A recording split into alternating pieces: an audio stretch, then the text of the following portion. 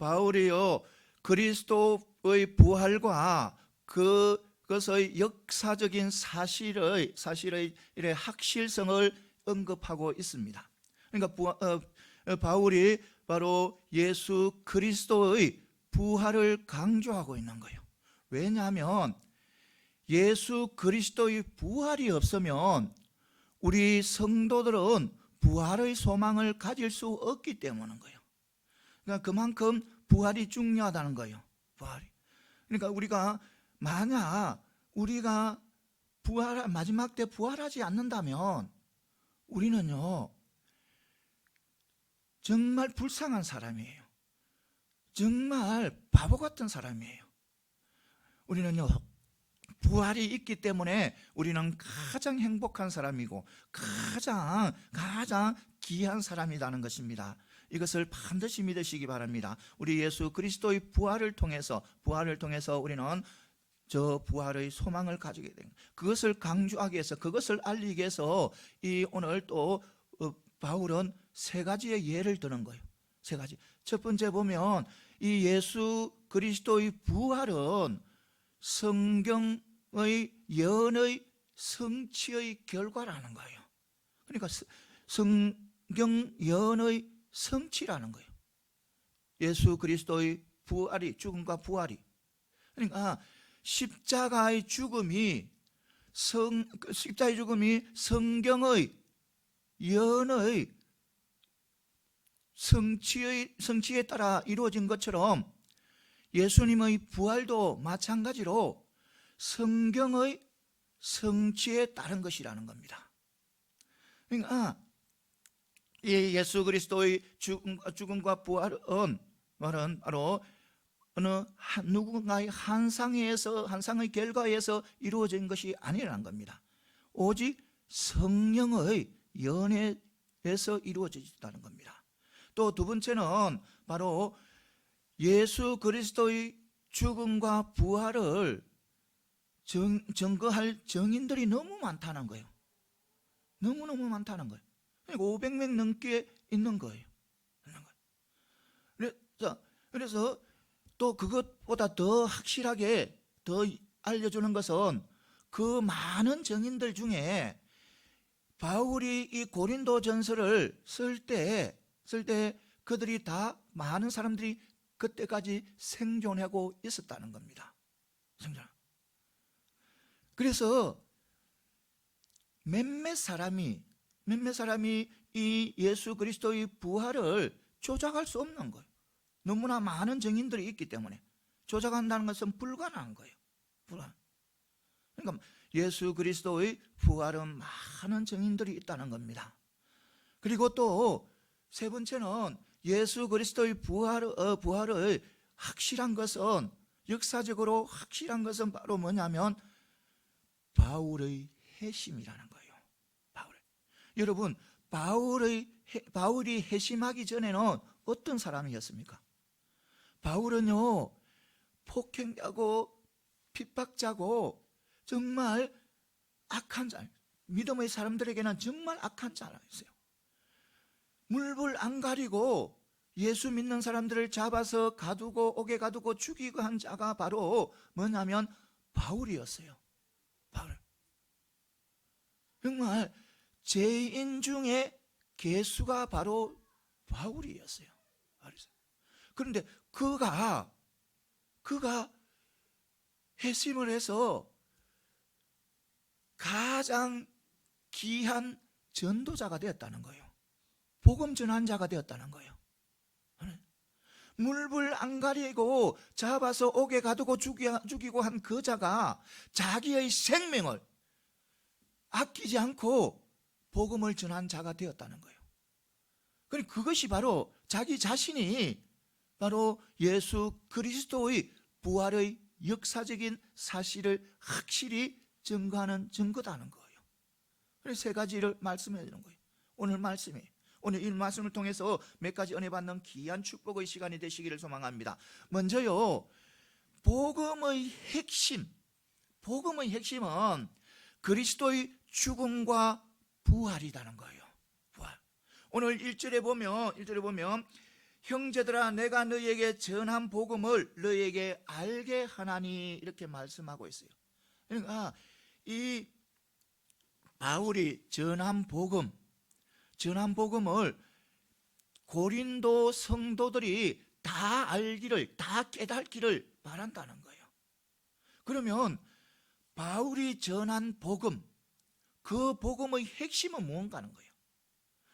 바울이 이 고린도 교인들이 깨닫기를 바라는 그 복음의 핵심, 진리가 무언가 하는 거예요. 그것은 3, 4절에 나오는데 그리스도의 죽음과 부활이라는 거예요. 그리스도의 죽음. 그러니까 복음의 핵심이 바로 그리스도의 죽음과 부활이라는 거예요. 여러분, 그러니까 우리를 위해서 십자가를 지시고 돌아가시고 그리고 부활하신 그것이 바로 복음의 핵심이라는 거예요. 핵심. 여러분, 복음이 뭡니까? 복음이 복을 전해주는 소식이잖아요. 그래서 우리 믿음의 백성들은 다 어떻게 생각해요? 대부분 백성들은 복음이라 하면 뭐냐면 예수 믿고 그리스도인이 되고 기독교인이 돼서 복을 누리고 행복한 삶을 살아간다고 생각하는 거예요. 그건요 부정할 수 없는 사실이에요. 왜냐면 우리가 실제로 그렇잖아요. 예수 믿는 목적, 그리스도인이 바로 뭐냐요? 우리가 영원한 생명, 영원한 행복, 영원한 기쁨을 누리기 위해서 우리가 예수를 믿잖아요. 그러니까 우리가 예수를 믿고 그리스도인이 된 것은 바로 행복하고 또 복을 누리기 위한 것을 사실이라는 겁니다. 그런데요, 복음에서 말하는 복은 현세적인 것에 초점을 맞춘 것이 아니고 궁극적으로 어디에? 내세에 초점을 맞추었다는 거예요. 맞추어져 있는 복이라는 거예요. 물론 현세적인 축복을 무시하는 것은 아니지만 우리 복음에서 말하는 복은 바로 내세의 복이라는 거예요. 내세의 축복이라는 거예요. 그런데 우리 많은 성도들은 우리 성도님들 중에는 정말 우리나라뿐만 아니라 세상의 3분의 1이 기독교인이잖아요. 기독교인데 그 많은 성도님들 중에 많은 분들이 예수 믿고 믿음 생활하면서 그 복을 어디에 초점 맞추고 살아가느냐 하면 현세에 초점을 맞추고 살아가는 사람, 믿음 생활하는 사람이 너무 많다는 거예요.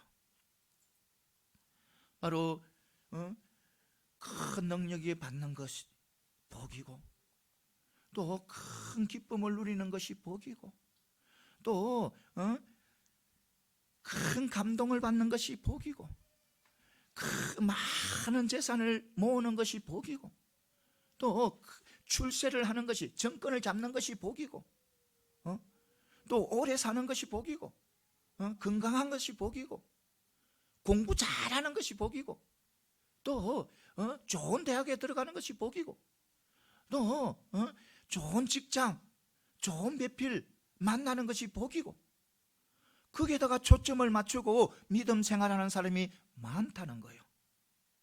여러분, 그것은 잘못된 것은 아니에요. 왜냐하면 우리 하나님이 어떤 분이에요? 풍성한 분이잖아요. 부유한 분이잖아요. 은혜를 주는 것을 즐거워하시는 분이잖아요. 그래서 우리는 믿음의 백성이라면 예수 그리스도 안에서 하나님 앞에 구해서 하나님이 가지고 있는 그 풍성함을 받아 누려야 된다는 거예요. 받아 누려요. 그것이 당연하다는 거예요. 그런데 복음의 핵심은 다르다는 거예요. 복음의 핵심은 우리가 예수 믿고 세상의 세속적으로 어떤 것을 누리는 것이 아니라는 거예요. 복음의 핵심은 바로 예수 그리스도의 죽음과 부활이라는 거예요. 부활. 그러니까 예수님께서 우리의 죄를 위해서 십자가에 돌아가시고 부활하신 것이 바로 복음의 핵심이라는 거예요. 핵심.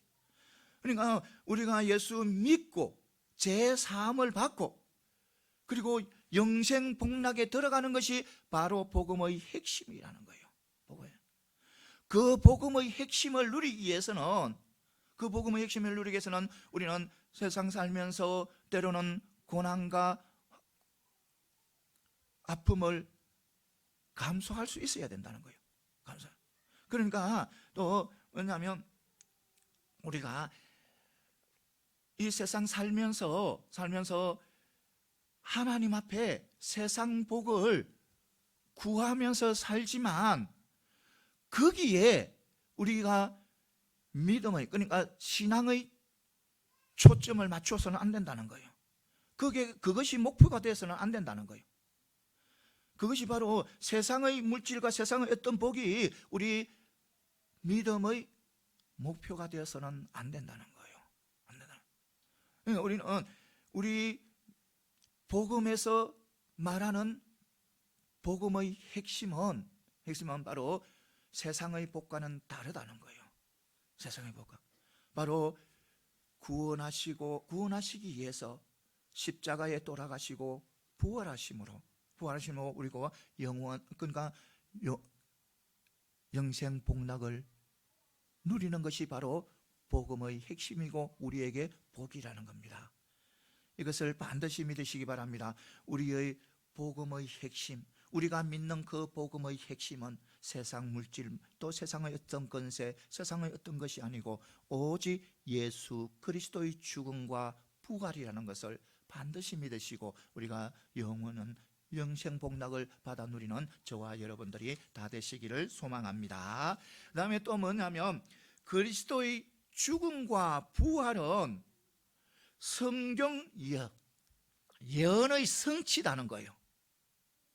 성취. 그러니까 우리 보면 3, 4절에 보면 성경대로 그리스도께서 우리 죄를 위하여 죽으시고 장사 지낸 바 되셨다가 성경대로 사흘 만에 다시 살아나시니 이렇게 말씀하고 있어요. 이게 무슨 말이냐면 예수님의 죽음과 부활이 성경대로 이루어졌다는 거예요. 성경대로라는 것은 이것은 구약 성경에 기록되어진 말씀을 이야기하는 거예요. 다시 말하면 예수님의 죽음과 부활은 어떤 우연히 일어난 것이 아니고 어떤 것에서 정말 누구인가에서 우연히 일어난 것이 아니고 성경에 기록된 것이 이루어졌다는 겁니다. 성경에 그러니까 예수님께서 죽으시고 부활하신 것이 어디에 기록되어 있다? 성경에 기록되어져 있는 일이라는 거예요. 사건이라는 거예요. 이것을 반드시 믿고 나가는 저와 여러분들이 다 되시기를 소망합니다. 그래서 보면 구약 성경에는 예수님의 죽음과 부활을 예언하는 말씀이 많이 기록되어 있어요. 곳곳에 기록되어 있어요. 제일 먼저 나오는 것은 바로 창세기 3장 15절 말씀. 그게 보면 하나님께서 내가 너를 여자와 원수되게 하고 너의 후손도 여자의 후손과 원수되게 하고 그리고 또 여자의 후손이 너의 머리를 상하게 하고 너는 그의 발꿈치를 상하게 한다는 말씀이에요. 그러니까 여기에서 너는 사단이에요. 여자의 후손은 예수 그리스도를 나타내는 거예요. 그리고 발꿈치를 상하게 한다는 것은 예수 그리스도의 죽음을 이야기하는 거예요. 예수 그리스도. 그리고 너희 머리를 상하게 한다는 것은 바로 예수 그리스도가 부활하셔서 사단의 사망 권세를 깨뜨렸다는 그런 의미예요. 그러니까 구약 성경에는 예수님의 죽음과 부활의 예언한 말씀이 많다는 거예요. 시편 16편 10절 말씀, 호세아서 6장 2절 말씀, 또 스가랴 12장 10절 말씀, 또 이사야 53장에서는요 예수님의, 그러니까 그리스도의 순환과 죽음에 대해서 사실적으로 서술해 놨어요. 그러니까 뭐냐면 예수님의 죽음과 부활은 성경에 예언되는 확실한 사실이라는 거예요. 그 확실하다는 거예요. 그러니까 뭐냐면 예수님께서는 하나님의 아들이시고 그리스도라는 것이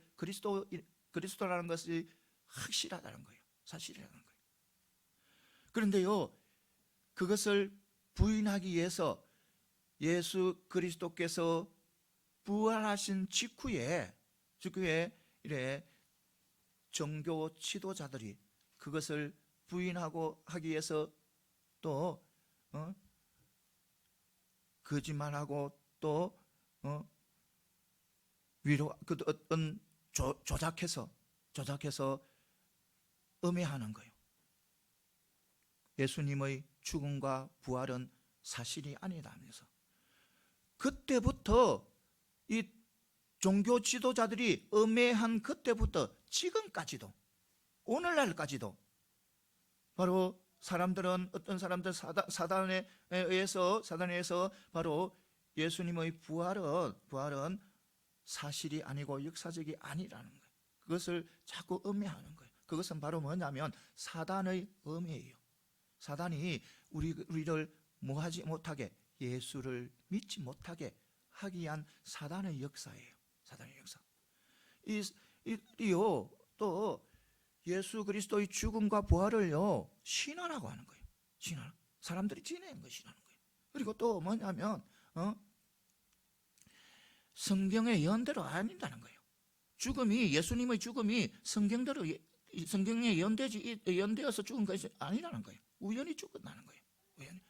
우연한 사건이라는 거예요. 그래서 바로 뭐냐면 예수님께서 그리스도가 아니라는 것을 그리스도라는 것을 부정하기 위해서 사단이 그런 음해를 하는 거예요. 이 사단의 음해는요 언제까지? 예수 그리스도께서 재림해서 이 세상의 마지막 때까지 사단은 역사해요. 계속해서 못 믿도록, 우리가 예수님을 잘 못 믿도록 그렇게 음해하는 거예요. 예수 그리스도의 죽음과 부활은 사실이 아니고 됐다 하면서 계속해서 그렇게 이야기하는 거예요. 그것은 바로 사단의 역사예요. 우리 믿음의 백성들은 반드시 우리가 예수 그리스도의 죽음과 부활은 성경에 예언된 사실이라는 것을 굳게 믿어야 되는 거예요.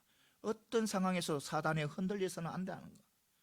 사단은요 우리가 흔들리기 위해서 의심하게 만들고 나태하게 만들고 그렇게 하는 거예요. 그래서 우리는 어떤 상황에서도 믿음이 약해져서는 안 된다는 거예요. 우리 예수님의 죽음과 부활은 반드시 무엇에? 성경의 예언대로 기록되어진 그 사건이 이루어진 것이라고 믿으시고 우리는 언제나 아름다운, 그러니까 믿음의 삶을 바로 살아가는 저와 여러분들이 다 되시기를 소망합니다. 그 다음에 세 번째는 바로 뭐냐면 예수 그리스도의 죽음과 부활 사건은 바로 화해와 용서의 정신이 담겨져 있다는 겁니다. 오늘 5절에 보면 부활하신 예수님께서 베드로를 만나고 제자들을 만나는 것을 언급하고 있어요. 이건 말씀만 볼 때는 이 부활하신 예수님께서 가장 먼저 누구를? 베드로를 만난 것처럼 보입니다. 그러나 실제로 그렇지 않아요. 실제로 베드로 만나기 전에 그 전에 또 누가 만났냐면 바로 막달레아 마리아가 만나요. 그러니까 예수님의 부활을 가장 먼저 알은 사람들이 여인들이에요. 여인들이고 또 부활하신 예수님을 가장 먼저 만난 사람은 막달레아 마리아예요. 그런데 바울이요 베드로를 먼저 언급해요. 여인들과 막달레아 마리아는 앞에 만났던 그분들은 제외하고 베드로를 먼저 언급하는 거예요. 왜 그랬을까요?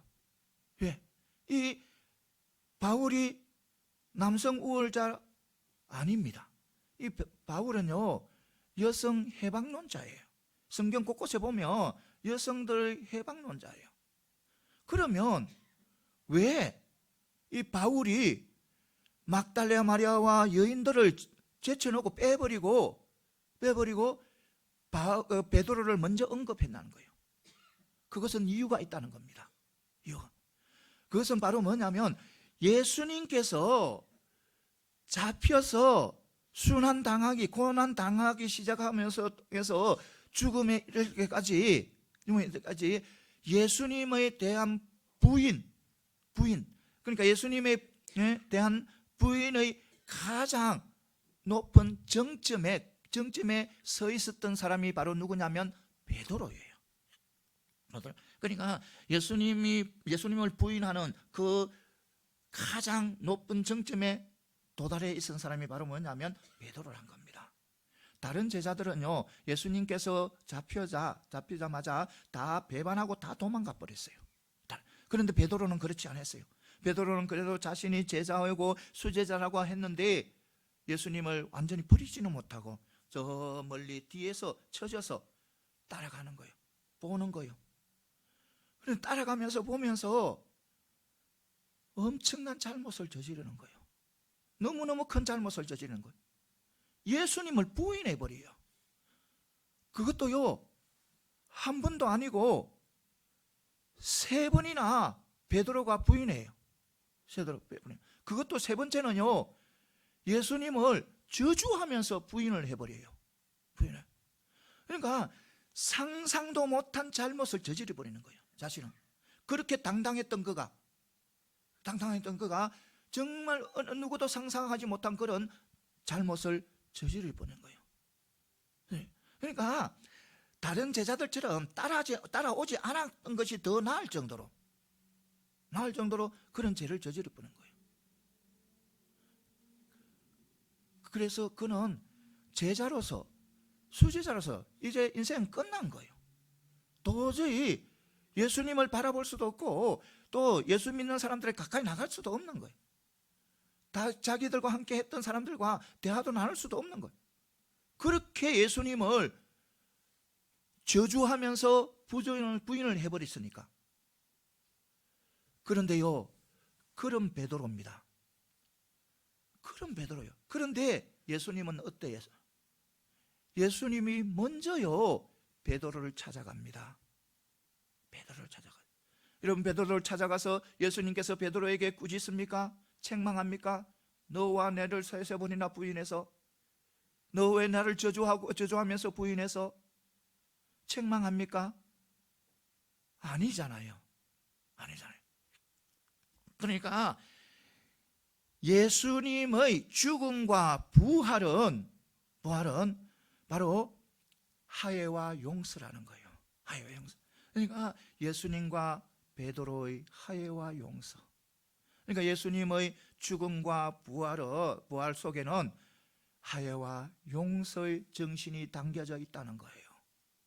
여러분, 그 다음에 누구를 만납니까? 제자들을 만나잖아요. 제자들. 여러분, 제자들을 만났는데 예수님께서 제자들에게 책망합니까? 너희들 왜 나를 배신하고 도망가서? 왜 도망가서? 왜 나를 배반해서? 내가 너희들에게 3년 동안 같이 하면서 무엇을 가르쳐서? 너희들은 나에게 무엇을 보아서? 그렇게 내가 있는 힘을 다해서 너희들 가르치고 보여주었건만은 왜 나를 배반해서? 그렇게 하지 않잖아요. 꾸짖지 않잖아요. 두려워하는 제자들에게 안심시키고 더 사도 직분을 회복시켜 주시잖아요. 사도 직분을. 그러니까 예수님의 죽음과 부활은 예수님과 제자들의 화해와 용서라는 거예요. 용서. 그리고 8절에 부활하신 예수님께서 누구를 만납니까? 누구에게 보입니까? 바울에게 보이잖아요. 바울에게. 여러분, 바울이 예수님, 부활하신 예수님께서 바울을 찾아오기 전에 바울은 어떤 사람이었어요? 아까 조금 전에도 이야기했듯이 밖에 자고 방에 자고 어떤 물불 가리지 않고 믿는 사람들을 잡아서 옥에 가두고 정말 죄인 중에 괴수였잖아요. 정말 어느 누구도 정말 믿는 자들은 그 바울을 보면 떨 정도로 무서운 자였어요. 악한 자였어요. 그런데요, 예수님요, 부활하신 예수님, 그를 만나러잖아요. 다메섹 도상에서 그를 만나주잖아요. 예수님께서 찾아가시잖아요. 찾아가셔서 그를 책망합니까? 그를 저주합니까? 아니잖아요. 그의 악한 자, 그렇게 많은 사람들을 힘들게 하고 죽인 자를 예수님께서 저주하지 않잖아요. 책망하지 않잖아요. 그에게도 화해와 용서의 메시지를 던지잖아요. 그가 새로운 삶을 살아갈 수 있도록 허락을 하잖아요. 그러니까 예수님의 죽음과 부활은 바로 그 악한 바울과 예수님과의 화해와 용서라는 거예요. 그러니까 예수님의 죽음과 부활은 다시 말해서 우리 성도들에게 무엇을 가르치기 위해서 바로 용서와 화해를 가르치기 위한 사건인 거예요.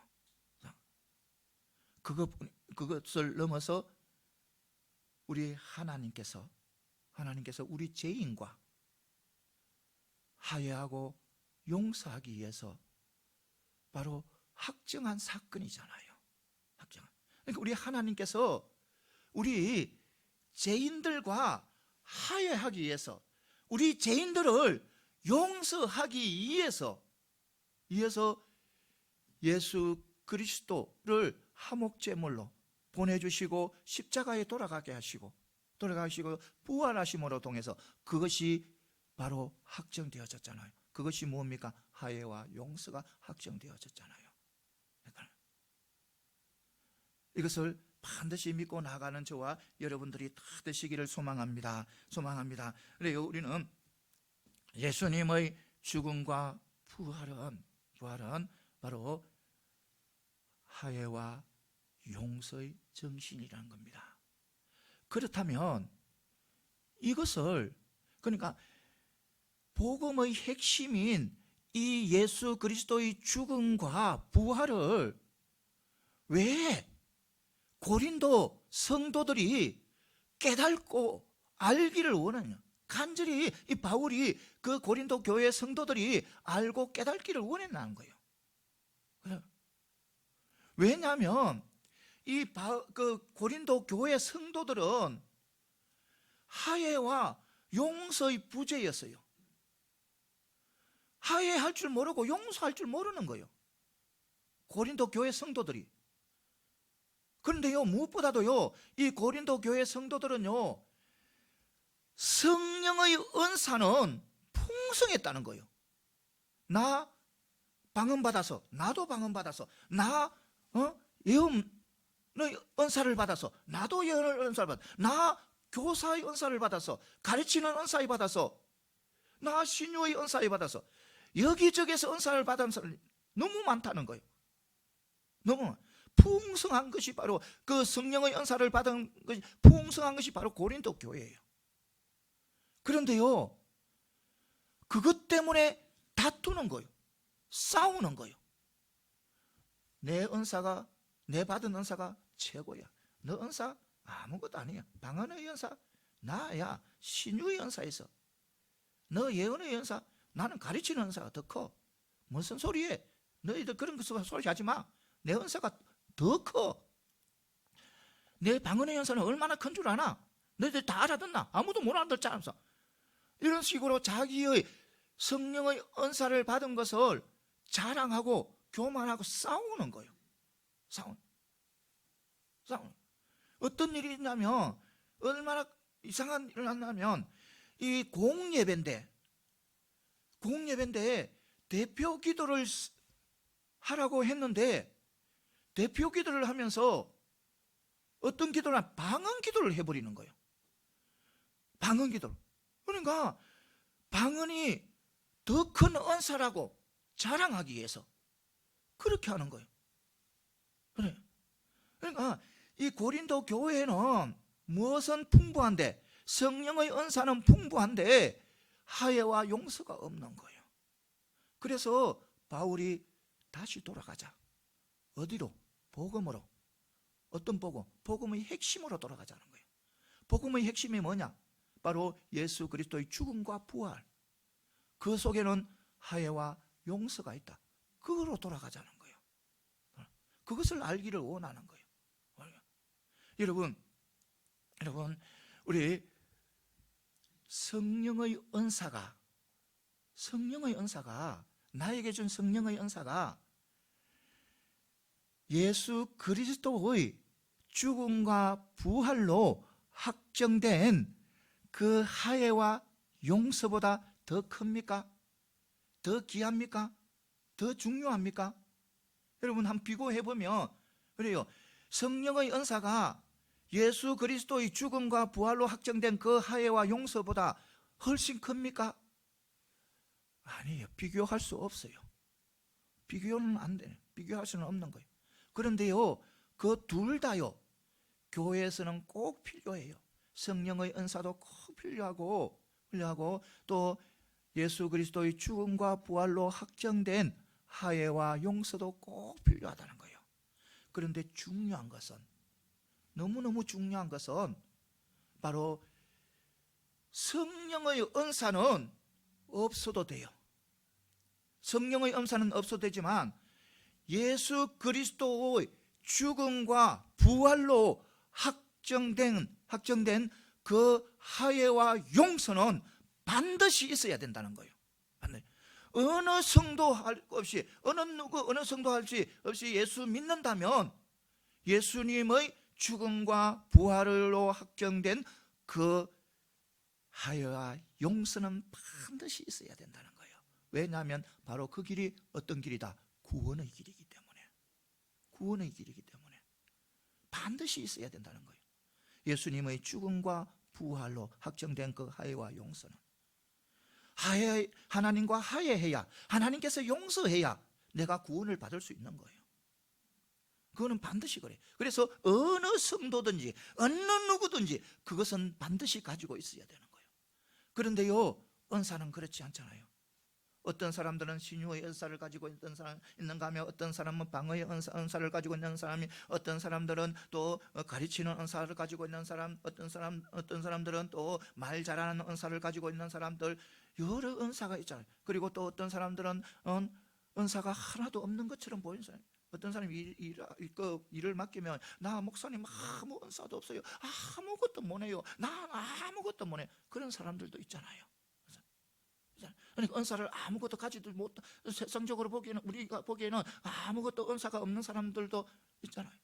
그런데 은사, 그러니까 성령의 은사는 나에게 없더라도, 나에게 방언하는 은사가 없더라도, 내가 신유의 은사가 없더라도, 내가 가르치는 은사가 없더라도 무엇만은 있어야 된다? 예수님의 죽음과 부활로 확정된 하혜와 용서는 반드시 있어야 된다는 겁니다. 그것이 바로 구원의 길이기 때문에, 그것이 바로 복음의 핵심이기 때문에, 이것을 반드시 믿고 나가는 저와 여러분들이 다 되시기를 소망합니다. 사랑하는 성도 여러분, 우리 모두 부활의 신앙을 굳게 잡고 우리는 언제나 하혜와 용서의 삶을 살아가는 저와 여러분들이 다 되시기를 소망합니다. 그래서 바로 영원 복락을 받아 누리는 저와 여러분들이 다 되시기를 소망합니다. 그 다음에 마지막으로는 뭐냐면, 우리 그리스도의 부활의 확실성은 많은 증인들이 있다는 거예요. 많은 증인들이. 5절에서 8절에 보면 부활하신 예수님께서 이래 만나는 사람들을 열거하고 있어요. 누구를 만났냐면 베드로를 만나요. 베드로를 만난 후에 또 누구를 제자들을 만나요. 또 제자들을 만난 후에 또 500명이나 되는 그런 많은 성도들에게 일시에 보여줍니다. 일시에 보여주는 거예요. 그리고요 또 야고보와 사도들을 만나요. 그리고요 마지막으로 바로 바울을 만납니다. 그러니까 많은 사람들을, 예수님 부활하셔서 많은 사람들을 만나요. 500명 넘게 만나는 거예요. 500명이 넘는 거예요. 그리고 더 확실한 것은 그 500명이나 넘는 그 많은 증인들이 바울이 이 고린도 전서를 기술하고 나아갈 때 그 당시에도 많은 사람들이 생존해 있었다는 거예요. 생존해 있었다는 거예요. 그러니까 예수님의 부활은 확실하다는 거예요. 많은 증인들이 있다는 거예요. 증인. 그러니까 이 예수님의 죽음과 부활은 어느 누구도 부정할 수 없는 사실이에요. 부정할 수 없는 사실이에요. 500명이 넘는 그런 증인이 있으니까. 보통 우리 일반적으로 어떤 일이 그것이 사실이라고 인정하려면 증인이 몇 명? 2명만 있으면 돼요. 2명만. 그런데요 예수님의 부활의 증인이 몇 명이? 500명이나 넘는 많은 인연이 있어요. 사실인 거예요. 그러면 어떤 500명이 넘는다면 어떤 사람은 이렇게 이야기할 수 있어요. 그래 부정적으로 이야기할 사람들은 그 500명 넘는 사람들이 예수 따른 사람 아니가? 조작할 수 있잖아. 다 예수님 따른 사람들인데. 그렇게 이야기도 할 수 있어요. 그럴 생각을 가질 수도 있어요. 그런데요 중요한 것은 예수님을 따르는 사람들뿐만 아니라 예수님을 핍박하고 대적한 자들의 모든 그 상황을, 그 예수님의 부활과 죽음과 부활을 숨기기 위해서 조작하기 위해서 행한 모든 것을 보면 그 사람들이 바로 예수님의 증인이 되는 거예요. 그 하는 모든 일들을 보면 통해서 저 사람들이 예수님의 죽음과 부활을 바로 증거하는 증인이 될 수 있는 겁니다. 여러분 예수님이 돌아가시잖아요. 돌아가시고 아리마대 요셉이 그 시체를 가져가잖아요. 시체를 가져서 자기의 무덤에, 자기 집의 무덤에 두잖아요. 그러니까 그 무덤은 이렇게 평형적으로 파서 그 위에 선반이 있어요. 선반에 예수님을 시선을 높이 놓고 나옵니다. 그런데요 이 종교 지도자들은요 불안한 거예요. 왜냐하면요 이 예수님이 평상시에 부활한다고 했으니까, 다시 살아난다 했으니까, 이 다시 살아면 큰일인 거예요. 자신들의 그 종교 지도자들의 그 모든 자신들의 모든 권위가 다 이상하게 돼버리는 거예요. 이상하게. 그러니까 이 살아나면 안 되는 거예요. 다시 부활하면 안 되는 거예요. 그래서 조치를 취하는 거예요. 어떤 조치? 이 무덤 앞에 여러 장정들이 밀어서 밀릴 정도로 그런 큰 돌을 그 무덤 앞에 막아버려요. 막고 그것도 부족해서, 그것도 불안해서 누구를 세우냐면 파수꾼들을 세웁니다. 경비병들을 세우는 거예요. 그래서 제자들이 와서 시체를 들고 가서 예수 부활하셨다고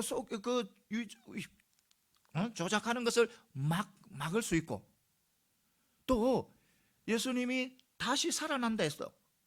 다시 살아난다 해도 그 자리에서 조치를 취할 수 있으니까 다시 죽일 수도 있고 다시 체포할 수도 있고, 그렇기 때문에 파수꾼을 세워놓은 거예요.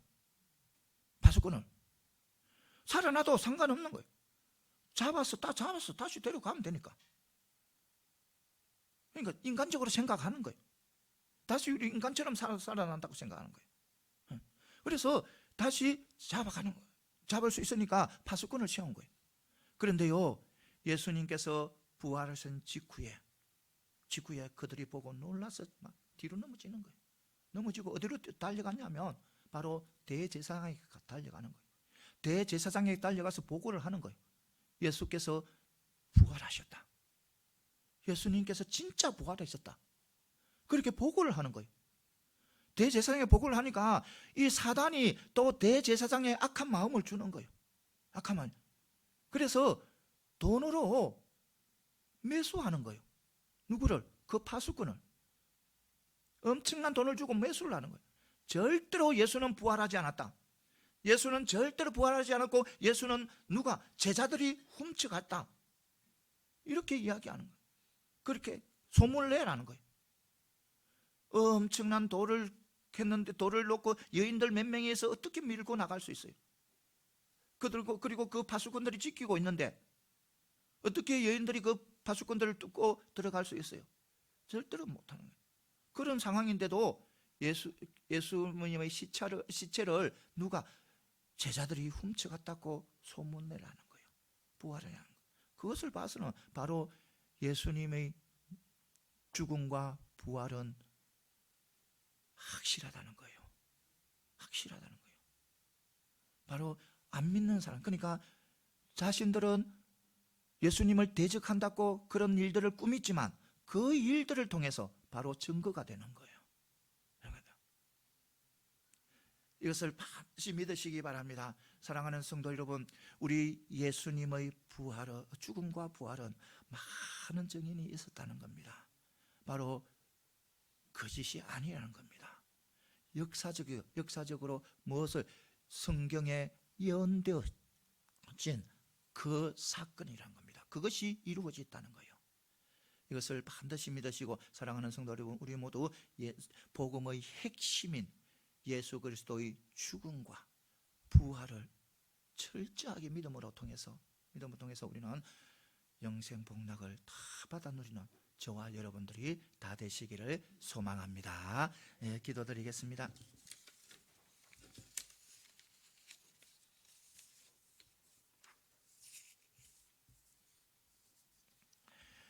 늘 화해와 용서의 하나님 아버지, 오늘 저희들에게 귀한 말씀 허락하시니 감사합니다. 주님의 부활의 은혜에 늘 감사하며 그 은혜를 나누는 자들이 다 되게 하여 주옵소서. 늘 부활의 소망을 가지게 하시고 늘 화해와 용서의 삶을 살아가게 하옵소서. 예수님 이름으로 기도드립니다. 아멘.